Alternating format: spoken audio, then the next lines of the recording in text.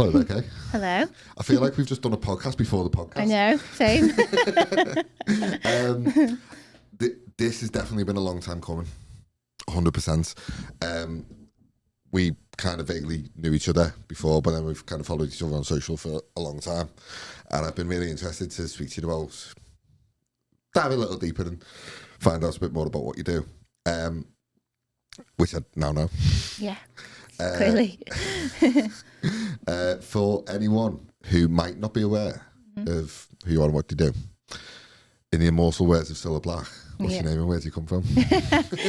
So my name is Kay Pennington. Okay. I'm a Wirral girl, northwest of England, and I have travelled the UK and the globe actually with my career. And it is my career and my upbringing and my whole life that has brought me to create resilience and power. I love it. I love it.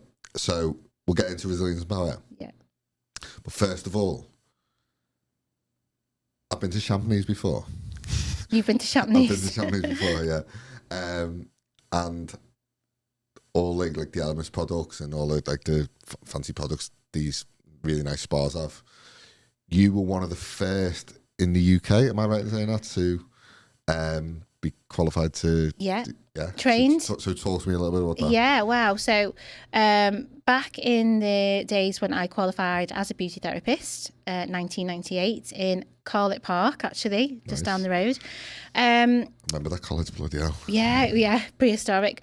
Yeah. Beauty was like a secondary sideline to hair. You know, hair was the big thing. Beauty was just a nice new luxury that was coming in, and obviously to go to a spa was quite an extravagant thing to do because I think they'd only had like health farms and things then. But this was the real exciting time for me to enter this industry, and hop, skip and jump. I was very entrepreneurial, very inspired to drive a career, and I ended up being chosen to be one of the first beauty therapists to be trained in LMS skincare by the co-founder, Noella Gabrielle. So that was quite a big movement for me. Yeah, love it. And is that something that you've always just been a part of, like that sort of like from the start? But that's just something that you started out and wanted to be part of the beauty industry. I feel I knew I wanted to be in an environment where I was connected. It's huge now, isn't it? Like, it's huge. It's £1 trillion, global business, and it's growing year on year. We now have things like global wellness summits and all kinds. But the spa wellness industry it's integral to life as we live today. It's a wellness, and there's so many pillars within that wellness piece, and obviously that's where my business does come in as well. But yeah, it's huge. It's a huge industry, a great industry, vibrant. It's got many facets, and I'm currently still working with some spas in the UK as well. I love it. So let's fast forward a bit. Okay. Talk to me a little bit about how the spa industry, without going into too much detail, obviously, it kind of, where did you start your personal development journey within the spa industry to the point where you've kind of transitioned to where it is today? Was personal development a big thing for you to navigate when you started out as opposed to now? Yeah, so personal development really wasn't a thing, I'll be honest. It was, I was inspired to be in the beauty industry in the beginning through connection, and it sounds really silly, but it did start off by massaging my nan's feet when I was about 10, but just through being able to connect with people, provide a service. And it wasn't until I obviously started that beauty therapy course. I was always interested in my own personal care, let's just say, and looking after myself. But it wasn't until I really understood the anatomy and the physiology, and then thought, wow, this is actually like blowing my mind. I know all the muscles, the 7 systems of the body, and people do sometimes disregard, what a qualification in beauty therapy can be. It's actually, you have to study the bone, the structure, the full structure, bone structure of the skin. You have to know every detail about the nail, the skin, it's all the reproductive organs. It's actually quite amazing. I love it. When I think about the beauty industry, I just think how vast it must be, like, because every person on the planet wants to look and feel better, right? Like, it's just it's such a massive opportunity, especially in this world now where it's kind of like digital and AI. Yeah, and I think as well as there's another thing to add on to that. Beauty therapy back then was facials, skincare, nails, makeup, but now we've expanded much more. We've got our wellness industry, so we've not just got the cosmetic, we've got the how do you feel inside in terms of your well-being. We've got heat experiences. We've also got lots of focus on things like mindfulness. We have forest bathing, for example, fresh air, nature is all part of now this huge bubble in the spa and wellness industry. But then we've also got the aesthetic side coming in as well, injectables. So much. There's just so much to it. I love it. I remember I'm 39 now. I know I look older. When I got into the fitness industry when I was 23, 2008 recession, I was like redundant from being an architect, believe it or not. And I got into fitness. And when luckily I got a job in David Lloyd in Cheshire Oaks. And when back then, I don't know if it's still the same now, but back then they used to put on like loads of like trainings, like little, only small qualifications that you could do, and obviously you'd get put on these courses. So I was like just like a real geek, and I just went, right, I'm going to do everything I possibly can. I was there for about 4.5 years, and in that time, I was on like these courses, and I'd be going down to like London on my own, like doing these courses in like random David Lloyd's in like London. And I remember on one of these courses they started talking about personal development, and that was like my first sort of time I'd ever really heard about the concept of self-development or personal development. I was like, what do we need to do that for? I was like a bit wishy-washy. But as I dived into it more and more and more, I got more and more sort of hooked on it. But it's a tricky one, isn't it? Because when you say like self-development or personal development, it's quite an empowering thing, which it is. It's quite an empowering thing, but actually there's parts of it that are quite soul-sapping at times. Yeah, and absolutely. It's kind of hard work. It has. I think there's again, personal development, you've got pillars underneath that. Personal development, as we knew it back in the day, used to mean go to the gym, flex the muscles, get the blood circulation going, eat healthy. That was a instant personal development, physical. But there's the mental side of it now, and there's also the spiritual side, and that is again driving a whole new industry. It's I would say, a personal investment to mentally put part of your soul on the table and dissect it. If to improve something about yourself, your behaviour, or to analyse, where you are in your life, it certainly takes time. 100%. Yeah. Yeah, I mean, I was just briefly skimming through the magazine there, the workbook. Yeah, I took the words out of my mouth.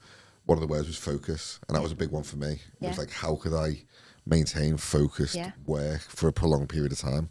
Absolutely. Just being able to like hold my attention for 45 minutes. Yeah. It's like, it was tough to do, especially in an environment like the gym where things are just kind of bustling all the time.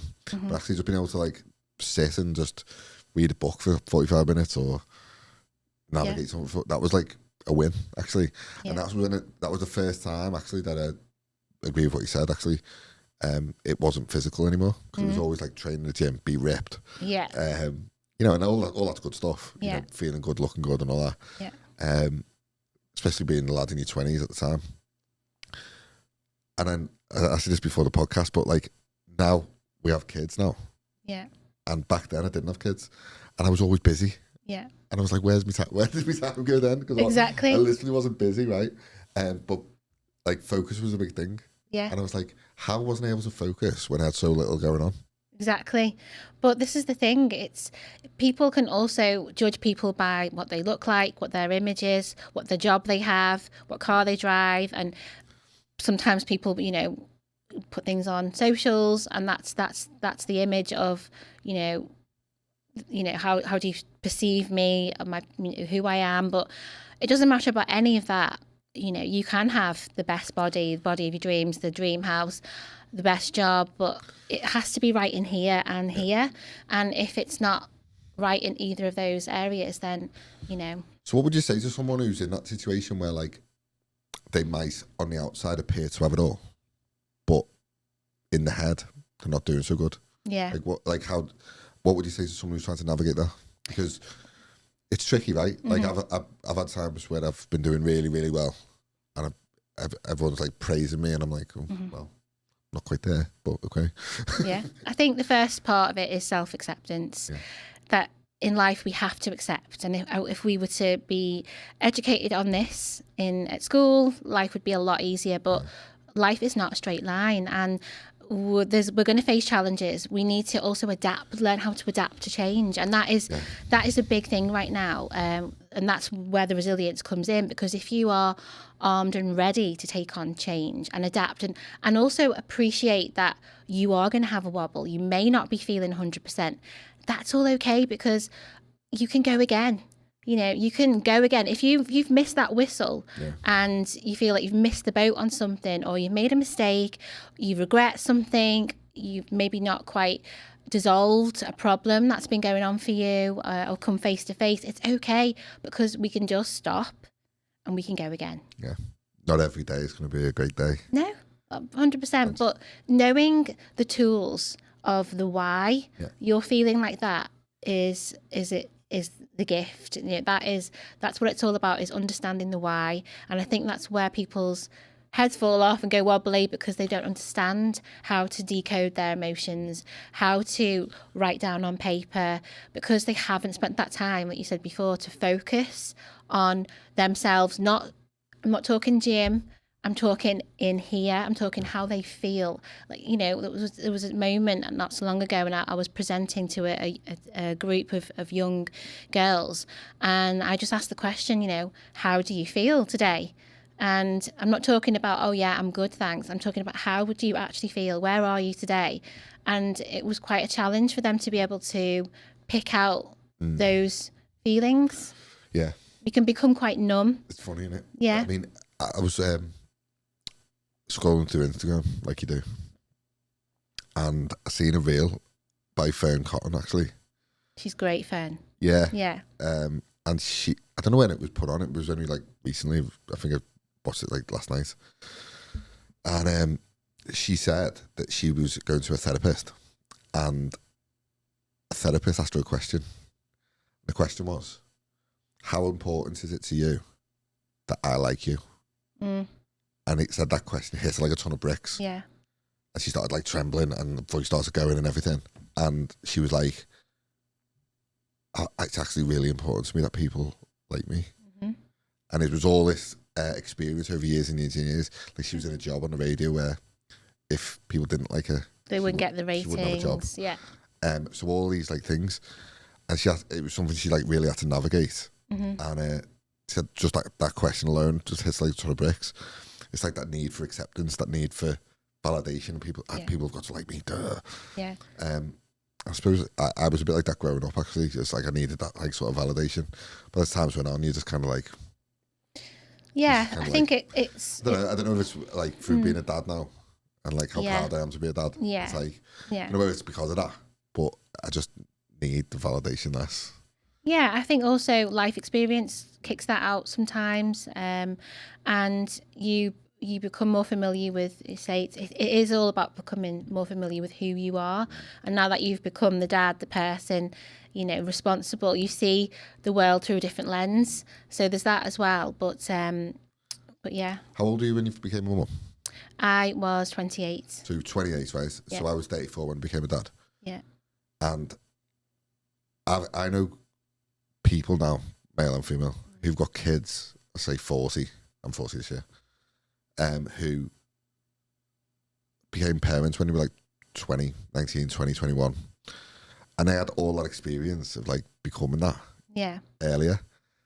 Now, I don't know if it's like a good or bad, and I suppose there's no right or wrong answer to it, but for me, it was always like, if I didn't know the stuff I know now, like 10 years ago, I probably would have been a lot more successful, made a lot more money, had a lot more, utilised my time a lot better.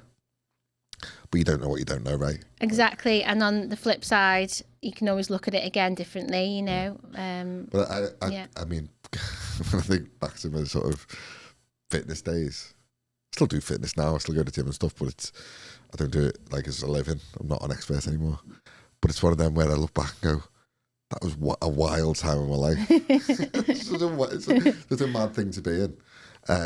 Because your lifestyle just lends itself to it. Like, you can come and go as you please. Yeah. And then as time goes on, you get a bit busier and a bit busier. And it comes to the point, for me anyway, it came to the point where I was like, something's got to give. And I wanted to try something new in my career. Yeah. But it's funny, because it's almost like counterintuitive, because back then, I didn't know content. I didn't know social media. But I was like needing that validation. Yeah. Now I do loads of social media, loads of content. You don't care who likes and who doesn't like. Yeah.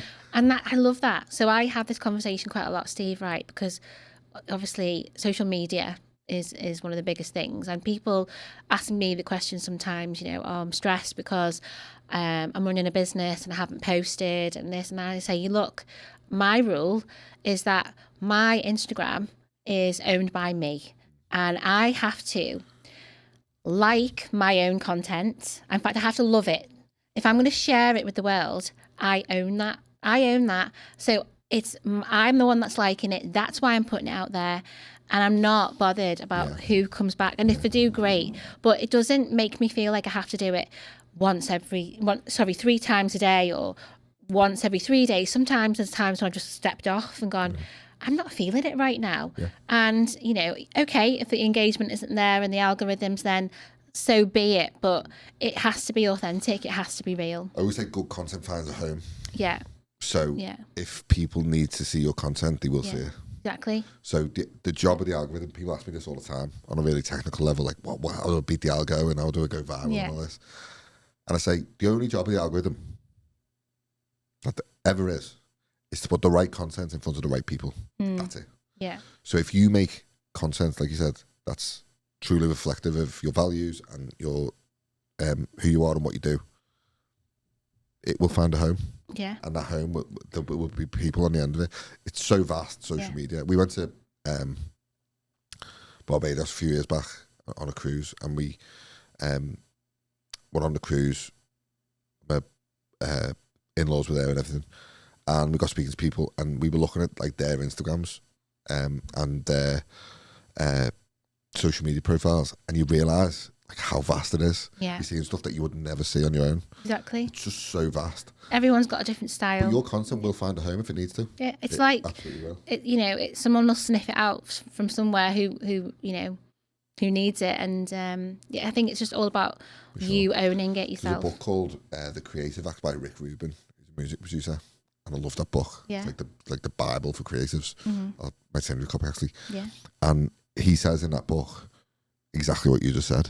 Exactly. It's like, you are not making art or music or content or videos or programs or courses for anyone but yourself.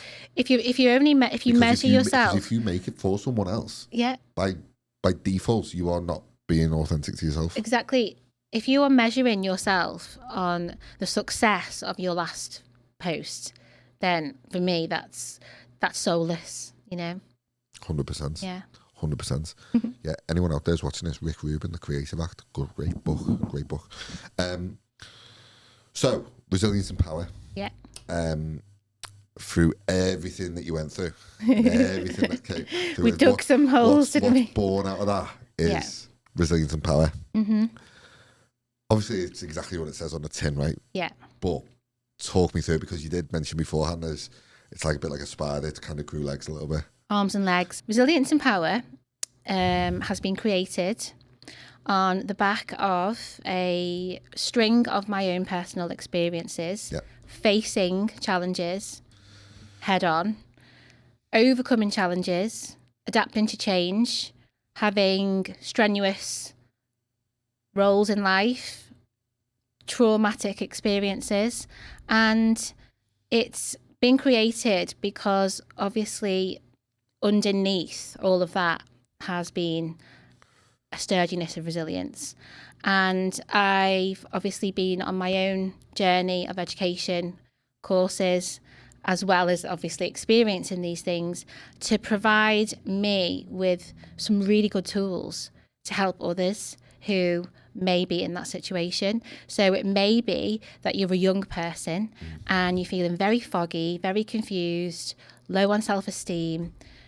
I can come in and I can just inspire you a little bit, show you a few light bulbs and signpost you to some tools that you might need. If you are midlife and you're maybe in a crisis, or maybe not, you're just not very happy, overwhelmed perhaps, going through a bad time, confused as well about, where you are at, where you need to go. Again, resilience and power is like opening the car bonnet, and it gives you the tools to be able to say, okay, let's have a look. Or if you are working within a big, chunky, clunky machine of in the corporate world, and you're feeling that you should have everything on paper, that you should, be absolutely, zooming through life, and you should be on the top of your game, but you're just not, and there's something else there that you need to take a look at, then resilience and power also gives leaders the tools as well. So there's different layers and different workshops that I offer, but ultimately all of them are the guide. They are the guide for you to be able to pick out some tools, support things like anxiety, low self-esteem, be able to set some boundaries, be able to, I said it before, recalibrate yourself in your own time with no influences, just you and your head, and your workbook. So that's ultimately it. I love it. Absolutely love it. It is like a counterintuitive thing in the sense that I believe with all my heart that everyone has great ideas and big ideas, and everyone has a big idea. But sometimes big ideas, people think like, oh, I've got a great business idea. It's like a Dragon's Den sort of thing. You go on and pitch your big idea, and then they'll invest in you. But I think it goes a bit more on a human level. So whether you've had challenging upbringing, or whether you've had a chaotic upbringing or a good upbringing, but you just don't quite know where to turn because maybe you've had a bit too much given to you, whatever circumstance you grew up in. Everyone has a big idea, and I came to this, and I talk about this all the time, is, did you ever watch the film Jerry Maguire? Yeah. I love the film. So that's one of my favourite ever films, and the famous scenes in it. But there's a scene in it that's not so famous that kind of really hinged on what we've done with the business, actually. So there's a scene at the start of the film where he's getting pissed off with all like the sleazy sports agents and salesmen, and everything's about the money, and it's got to be more about the athletes and all that kind of thing. And he goes home one day and he kind of gets on his laptop and, stays up all night and hashes out this like 20-page mission statements of how he's going to revolutionise the industry. And he goes in the next day and makes this like grand speech, and no one listens to him, and everyone just carries on as normal, apart from this like one person who goes with him, and that's the story. And when I had my second kid, Charlie, we were like up one night, he was keeping us up, and I was like, right, I'm so tired, the business, I can't focus on work, And I was like, right, I'm going to get on my laptop and I'm going to do this Jenny Maguire style. I'm going to hash everything out. Hash it up, yeah. Brain dump everything about where I want to get to and set some goals. And as I was going through it, ended up working on it, like going down a rabbit hole with it. And I was working on it for like 3 or 4 days. And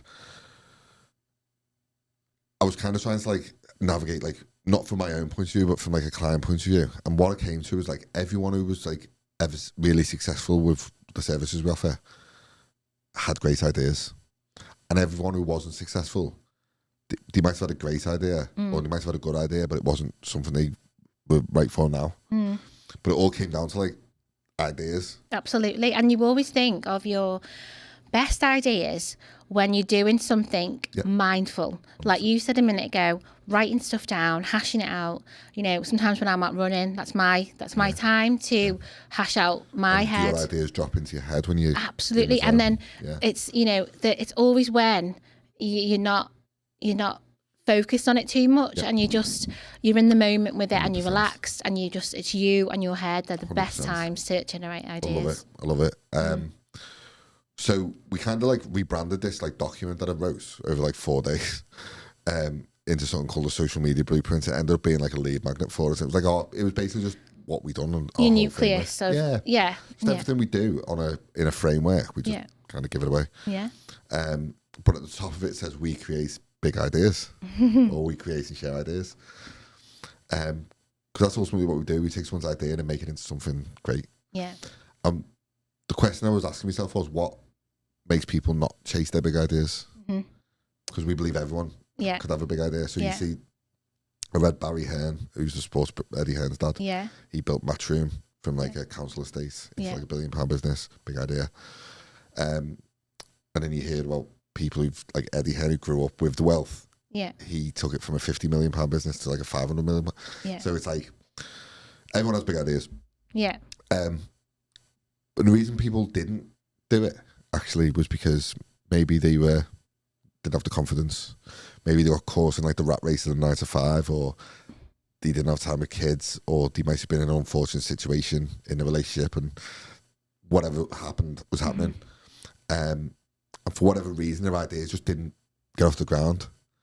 Or they didn't have that element of like resilience to go, my big idea didn't work out the first time. But it wasn't the idea that was the wrong thing. It was some circumstance that happened or whatever. So I usually ask people, what's your big idea? But I already found out what your big idea was. So I'll reframe the question to, how do people navigate chasing a goal or navigating a goal through resilience and power and focus and strength when sometimes, not all the time, but sometimes circumstances can be against them? Okay, so circumstances, even when you have reached your goal, there's going to be another challenge. The challenges just move, and I think I said it before, I'll say it again, life is not a straight line. And you alluded to, you know, people who've started businesses and become multi-millionaires, fantastic, great. But I'm pretty damn sure that there were some challenges in there. Now, the great thing about challenges is that is actually your growth zone. So when you're going through a time in your life where you actually feel lost, perhaps a little bit out of control, depressed, anxious, scared and afraid, if you really become to get comfortable with that, you can actually produce some real strong strength from the inside, because next time it happens, you'll be more aware, you'll have the armor, you would have done it, but it's having that awareness to be able to suck it up and take on challenge without letting it drown you, if that makes sense. And again, that's where the resilience and power comes in, because it gives you the tools to say, okay, so when this is happening and I'm being attacked from all, you know, I'm in a shark attack, let's just for example, I know that I need to practice this technique now, and I need to focus on this, and I need to write that down, and I need to think and channel like how I'm feeling, what's going on for me, why did this happen? Okay, so that means that I now understand what's pushing me and what's pulling me, so I know exactly where I need to go and who I need to tell to back off, and then that is my goal. That is the way forward. So it's all about tools. It's all about learning. It's all about practice, and it's also about accepting that there's going to be more. You know, it's like, okay, I've now reached the top of the mountain, but then turn around, there's the next. Come on, you know. And it's like flexing a muscle. It's a different type of muscle, and it's a mental muscle. It's a it's all about self-confidence. It's all about those repeated messages that you tell yourself, you can, I will. And even in those darkest times, when you feel it's going to kill you, it won't. Because actually being in the dark can be one of the most amazing places to grow. And that is why my logo is actually a lotus flower, because it actually grows in the dark. I'm not sure if you knew that. I didn't know that. No, it's one of the most resilient flowers as well. Wow. Yeah. So does that like outlive all like loads of? It doesn't, and it hardly needs any attention at all. Amazing. So we are in January. We are. We're in a time of the year where everyone's kind of set the resolutions out, set the goals for the year, set sort of like aspirations and ambitions and stuff, and kind of went through a phase where, when I was in fitness, people would generally come in January and do fitness and try to get in good shape or whatever. And New Year's resolutions were like a big thing. And then I kind of went off the ball with resolutions. It was like, you know, you could just set a resolution any time of the year and just go for it, which technically you can. And I've kind of went a bit full circle. And I think, you know, even though you can technically set a resolution anytime and start a goal anytime, January is a fresh start, and it is a time of the year where everyone is kind of like pushing for bigger and better things. You want to make the year. I think 2025 just in the world was kind of a depressing kind of year. Like if you watched the news cycle, I don't really watch the news, but like let's say what's the news cycle, or you see what's going on in the world. It is quite depressing. There's wars going on and everything. And I think everyone's quite determined to make this year like a really cool, like uplifting year. But for Kay Pennington and Resilience and Power, what does 2026 look like, and what do you want it to be? So for me, it's about exposure. 2025 for me was a transition. You know, it was a nice, gentle transition of me allowing myself to get comfortable with the change that I'd endured, to really understand my boundaries, what I needed to push forward, what I need to leave behind, what I wanted to carve out for my future. So that's what that was all about. But this year, it's all about growth, awareness, and I want to have as much engagement as possible with as many young people, as many people in business, you know, whether you are self-employed, whether you are working for somebody else in a corporate role, whether you're in the NHS, if you are feeling that in 2026 you want to kick ass and you want some tools to help you, then I am here. You know, I want to share all of my goodness with you, and help you on your journey. So helping others in 2026, maximum exposure. I only moved back to the Wirral in 2024. So that's why last year was transition. And I feel like I live in this amazing place called Merseyside, the Wirral. And a lot of my work has actually been outside of the Wirral in other parts of the country. So I guess I'm calling the Wirral, you know, to say I'm here, I'm home as well, you know, and let me engage with you, let me support you, let me speak to your teams in the workplace. You know, if you feel you've got people within your organisation that need more than just a team build, you know, and need a light bulb, some inspiration, then I'd like to be your girl. Amazing. If someone is watching this and has felt inspired to undertake some self-development or, you know, self-care or whatever, where's the best place they can find Kay Pennington and Resilience and Power? Social wise, obviously I've got my Instagram, Facebook, all the usual. I'm on LinkedIn as well. I've got a website. It is just a landing page, but also on here, this network. And there's other networks I'm involved in as well. So, you know. Yeah, I mean, the plan for this podcast is to get ultimately it monetized. We've already monetized 11 YouTube channels for clients over the years, which we're quite proud of, to be fair. That's really good, yeah. But we need to do it with our own now.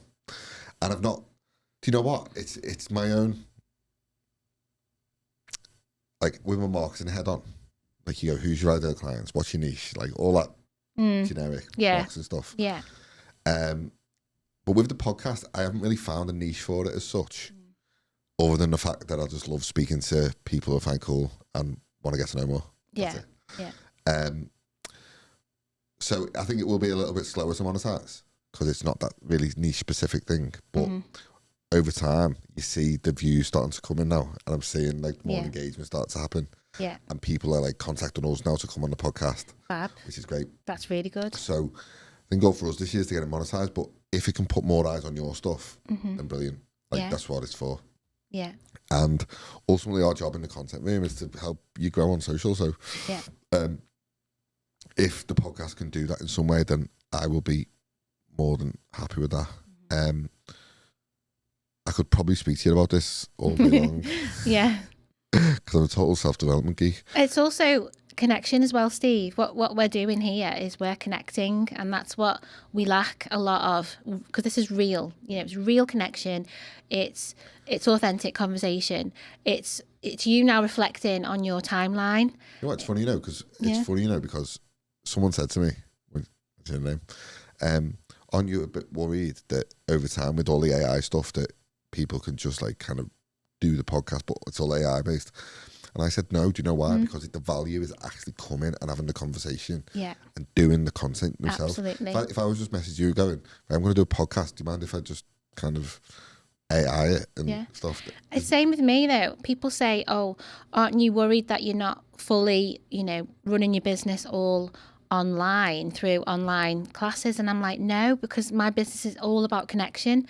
It's all about being present in the room with somebody, taking their moments to catch a breath, gulp of water, sometimes tears, laughter, whatever it takes to feel like you've connected. I feel like it's easy as well to like fall down that trap of going online, in the sense that, you could sell products and services online where it'll save you a load of time, like physical time. Yeah.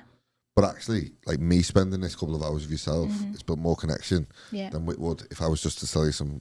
Or if we did this online, yeah, because it's about connecting with you. Exactly. It's you connecting with you, and that's where 100%. It all starts. 100%. I actually had Jamie Ray on the podcast last week. Great lad, Jamie, and he was like saying, he talks about wow experiences and all that, which is great. How I sort of navigate that in my head is like 1%. Like, how can I just eke out like little 1%? Like, what we've got now is everything we'll need. Yeah. But how do we eke out every single 1% of how we can make everything better? Yeah. Even stuff like a nag poppy in reception. Yeah. So when people walk in, make sure they get like a nice hello and meet and greet, eye contact, smile. Yeah. And she's nothing to do with our business, but I'm just constantly just nagging her, coaching her. Yeah. And even to the point where coming in the room, getting offered drinks. Yeah. Signing the wall. That's the first thing you see. Oh, I love it. Yeah. Yeah, all that kind of stuff. But that's oozing you. You see, yeah, and like ultimately, what I want is for someone like yourself to come in and go, "Wow, that was amazing," and then go away and be like, "Oh, I've done a podcast today. That was amazing." Then kind of like your brand grows organically that way. And Peter, my first business coach, Peter Russell, used to say to me, he's based down in Burton, a very successful guy in his 70s now, and he always used to say to me, you can never sell your business or your idea better than you can deliver it yourself. 100%. But you selling it for me. Yeah. Actually, if you went and said to one of your colleagues or someone else got a business, you should definitely go and speak to him. I can say all day long, I've got the best content room. Yeah. But if you said it to someone, it hits a bit more because I'm not asking you to say that to anyone. Exactly.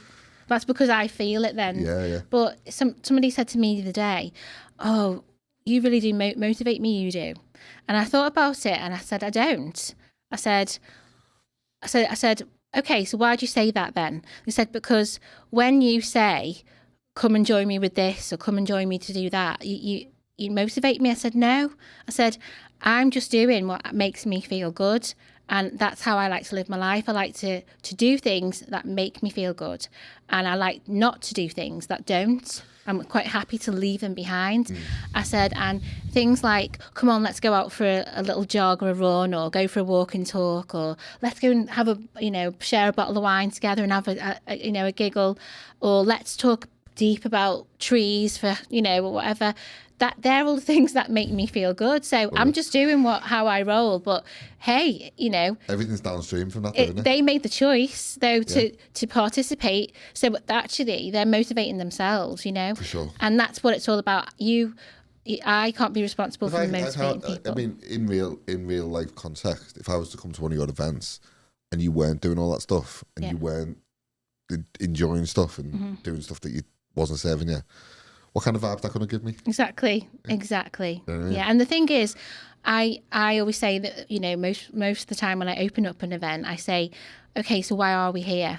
And you can bet your bottom dollar, everyone will write a word down, and then that word will normally lead to connection, because people go to an event for connection. And I was doing an event in Carden Park before Christmas, and it was like a Christmas shopping night, and lots of women were coming through the door buying things. But as like the night progressed towards like the last hour, all you could see was all these women actually just sitting, having a coffee or a glass of fizz, talking to each other, and they weren't bothered about the stalls anymore. They weren't bothered about. They were actually just connecting with each other, and that's exactly what it was about. It was about speaking to somebody, I love it. Having that conversation. It's like when you see old people, sometimes that little trip to the post office is their only time in their day to go and connect with someone. For sure. So it's interesting. Very interesting. Yeah. And I think for that reason, I'm not like this AI sort of conspiracy theorist, or like this, I don't get too doom and gloom about all this AI stuff that's coming out, because I think humans need humans, and the humans need that connection. So it might displace like, trivial jobs that kind of if you're like if all you do is, type numbers into a spreadsheet all day long, maybe that's, but when it comes to stuff like events, podcasting, content, people want to just relate to a human. They Keep it real. 100%. Yeah, absolutely. And actually taking it back to just like normal conversations like this. Yeah. We have like a 3-phase formula. It's like storytelling. Yeah. So for this is just an example. A story might be, Kay Pennington came on the podcast today, and it was amazing. She told me this great story, XYZ, and as a result, we had a great podcast, and this happened. Yeah, because that's a story in itself. and then all of a sudden, like we were like talking about stuff that was shared interest. Amazing, that's a story. Yeah. So an insight could be, do you know what? Kay Pennington's podcast came out, and she shared it with like some WhatsApp groups in the sport industry, and I got a sport client. Yeah. That's an insight. And then the last one, is it memorable? Yeah. So I don't really care about going viral. Yeah. I care if I'm memorable. Yes. Yeah. So if you remember something about this podcast in a year's time, fucking great. In a lifetime, who knows? Exactly. What's the first one that I've done? Hopefully I'm not easily forgotten. Yeah. But you might get like one piece of content that goes viral, and you might get 1 million views and be like, oh shit, that's that girl from that 1 million view content. Yeah. But it's gone. Yeah. No one will remember it in a year's time. Yeah. Or maybe in half an hour at this rate. Exactly. Yeah. But the thing is, it's conflicting. I mean, I don't watch the news because you hear about it no matter what anyway. Do you know what? But it's conflicting because it's so depressing. But they're saying, Steve, that AI is coming in one hand, but on the other hand, they're saying we're going to take your phones off all the under 16-year-olds. So I don't know. There's a movement, and obviously that's your world, the digital movement. I'm in a bit of a conflicted space with the whole social media thing, because obviously there's ups and downs to social media. Yeah. Especially with kids. Yeah. Especially now you've got them. I understand that. Yeah. But I'm in the social media business, right? Yeah. So it's a bit of a conflict. But the way I see it is how do you get over bad ideas, good ideas? Mm-hmm. How do you get over bad content, better content? And we're already too far gone. You can't just take stuff away from people. Yeah. So if you go on your social media and your feed is full of crap and it's, you know, toxic and it's stuff that you like definitely kids shouldn't be seeing, then the answer to that is to try and, even if it's only your like small part in it, is to make content that changes that. Yeah. It's not to do no content, because you're just gonna get, like, the bad content's not gonna stop. Yeah. And if you ban it for under 16s, maybe it'll have some positive impacts. I think it probably would, to be fair. But in another sense, it's like, shouldn't we just be teaching people how to, or young kids, how to navigate that stuff? Yeah. Like, you navigate self-development, and like you navigate absolutely resilience, power, strength. Yeah. We could be a duo. We could go into colleges and you could do a talk on social media and say, you know, safeguarding yourself, and then I can do the, you know, the connection piece and the things you need to know about life, you know, 100%. that you don't get taught. 100%. Like we said before, like, you don't know what you don't know, right? Like, if I had knew the stuff I know now back when I was 25, yeah, whew. would have blew. Yeah. Oh yeah. I mean, I look at YouTube now. Going back 15 years, if I'd have started this on YouTube 15 years ago, this would be huge now. Yeah. And you're seeing that, like, people who are big in podcasting world and people who are big in the social media world on YouTube now, who huge brands, huge followings, and they just started out simple like this. Microphone, conversation. Yeah. A microphone that you get from Argos around the corner. Yeah. You know what I mean? Yeah, them from Argos. As another plug. Yeah. Don't go to Argos, come to the concert room. I really, really appreciate you coming in.